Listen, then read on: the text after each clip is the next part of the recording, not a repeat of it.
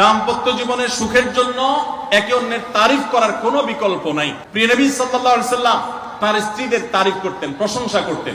আয়েশা রাদিয়াল্লাহু তাআলা আনহাকে বলেছেন যে আয়েশা, তোমার অবস্থানটা হলো খাদ্যের মধ্যে সারিদ নামক একটা বিশেষ খাদ্য আছে, রুটি এবং গোশতের ঝোল মিছিয়ে আরব রাখা। নবী সাল্লাল্লাহু আলাইহি সাল্লাম বলেছেন, সারিদ এই খাদ্যটা যেরকম খুব প্রিয় অন্য সব খাদ্যের চাইতে আমার কাছে, অন্য সব নারীদের চাইতে তুমি আমার কাছে সেরকম প্রিয়। আপনারা জানেন স্বামী স্ত্রী একে অন্যের সাথে মিথ্যা কথা বলা, বউয়ের সাথে মিথ্যা কথা বলা, মিথ্যা কথা বলে সব ধরনের মিথ্যা কথা না, পামপট্টিমূলক মিথ্যা কথা বলা, প্রশংসামূলক মিথ্যা কথা বলা, এটা জায়েজ আছে। মিথ্যা কথা বলা কোথাও কিন্তু জায়েজ নাই। মিথ্যা কথা বলা ইসলামের জঘন্য অপরাধ। কিন্তু স্বামী স্ত্রী পরস্পরের সাথে প্রশংসামূলক, যেটাকে সহজ বাংলায় পামপট্টি বললাম, এই পামপট্টিমূলক বা প্রশংসামূলক মিথ্যা কথা বলা জায়েজ। কিরকম?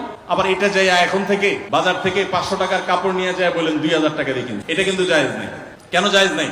কারণ কোন ভাবে যদি ওই 500 টাকার ট্যাগ মহিলা ধরে ফেলতে পারে, তাহলে মায়ের কিন্তু একটাও নিচে পড়বে না, বলবে মৃত্যুকের পুত, মৃত্যুক সারা জন্মে কাম করে আসছস, তাইলে ওইরকম মিথ্যা কথা বলা যাবে না।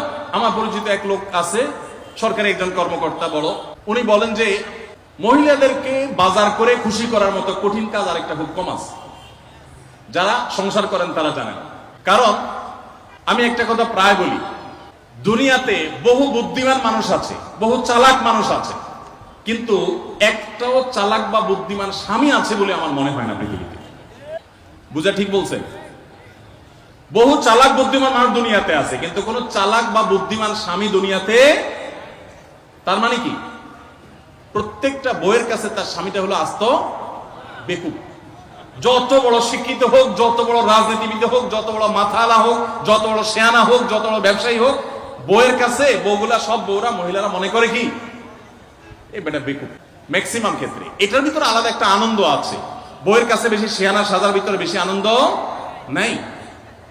পরিবারের কাছে বেশি শেয়ানামি করতে হয় না, সেখানে বোকা সাজার ভিতরে একটা আনন্দ আছে।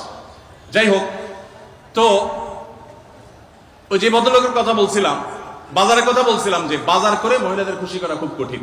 আপনি গোশত কিনেন, মাছ কিনেন, যাই কিনেন, তারা খুব কমই সন্তুষ্ট থাকে বেশিরভাগ ক্ষেত্রে। সব মেয়েদের কথা বলছি না। কেন সন্তুষ্ট থাকে না? কারণ তারা আশা করে আরো কম দামে কিনবেন, আরো কম দামে কিনবেন। আপনি জিতে গেলে তারা খুশি, হেরে গেলে আপনারা বকাজু বেশি।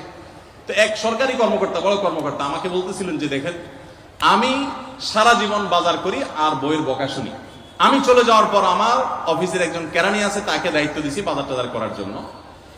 এই লোক বাজার করার পর আমার বউ বিরাট খুশি, বলে যে তার নাম ধরে বলতেছে, অমুক বাজার করলে প্রতিদিন ঠিক মতো বাজার করে, দাম দস্ত ঠিকঠাক থাকে, মাপজোপ সব ঠিকঠাক থাকে, তোমার প্রতিদিন ধরায় দেয়, দোকানদার কমায় দেয়।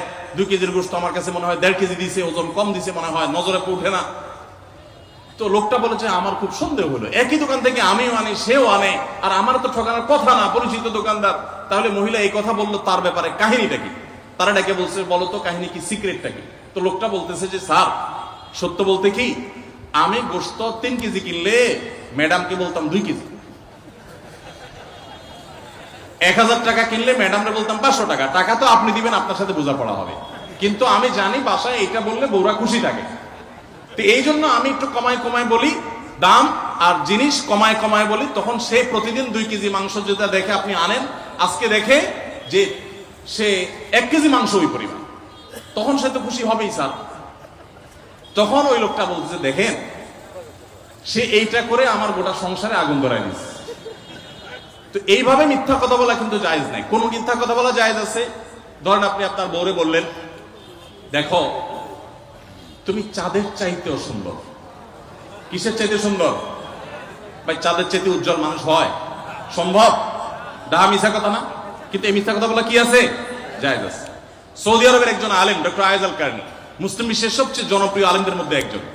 ওনার একটা বক্তব্য আমি শুনেছি, অত্যন্ত চমৎকার কথা বলেন এবং দারুণ দারুণ টিপস দিয়ে থাকেন। উনি বলেন যে একটা ইউনিভার্সিটি প্রোগ্রামে স্টুডেন্টদের সামনে উনি বলছিলেন যে আমি একবার একটা আইডিয়া দিয়েছি দাম্পত্য জীবনের সুখ শান্তির জন্য। বলেন যে এটা ইমপ্লিমেন্ট করে অনেকেই সুফল পেয়েছেন, আমাকে ব্যক্তিগতভাবে জানিয়েছেন। টিপসটা কি? টিপসটা হলো, উনি বলেন যে বাসায় ঢুকে মাঝে মধ্যে, সবসময় করলে আবার মাইর দূর খাবেন, যখন দেখবেন বউয়ের মুড টুট ভালো আছে, বাসায় ঢুকে আস্তে করে লাইটের সুইচটা অফ করে দিবেন। তখন বলবো, কি ব্যাপার, লাইট বন্ধ করলা কেন? তখন বলবেন যে দেখো, বাসায় আসলে তোমার চেহারার উজ্জ্বলতা থাকলে আর এই লাইটের দরকার হয় না। মহিলা ধরে ফেলবে যে আপনি পাম্পটি দিচ্ছেন, বাতাস দিচ্ছেন, কিন্তু পাম্প যাকে দেন সে যতই বুঝুক না কেন কিছু না কিছু কাজ হয়, কিছু না কিছু। একেবারে শতভাগ যদি বুঝে কাউকে প্রশংসা করছেন, সে বুঝে, তারপরে সে একটু খুশি হয়, ভালো লাগে। তো উনি বললেন যে শরবত বানায় আনছে বয়ে, তখন বলবেন যে দেখো চিনি দিও না, চিনি দিও না। তারপর বউরে বলবেন যে আঙ্গুলটা একটু চুবাই দাও। কেন?